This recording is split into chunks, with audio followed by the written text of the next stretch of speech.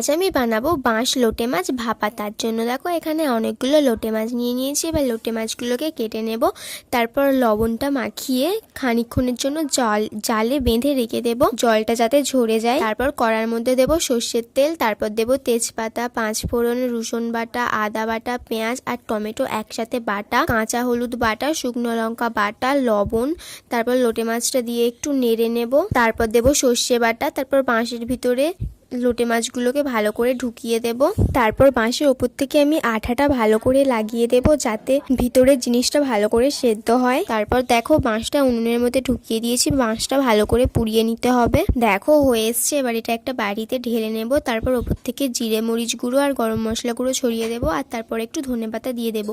আর তারপরে দেখো আমাদের বাঁশ লোটে মাছ ভাপা একেবারে তৈরি। খেতে কিন্তু দারুণ হয়েছিল। আর তোমরা যাচ্ছ কোথায়, যাওয়ার আগে ভিডিওতে একটা লাইক করে চ্যানেলটা সাবস্ক্রাইব করে দিয়ে যাও। বাই।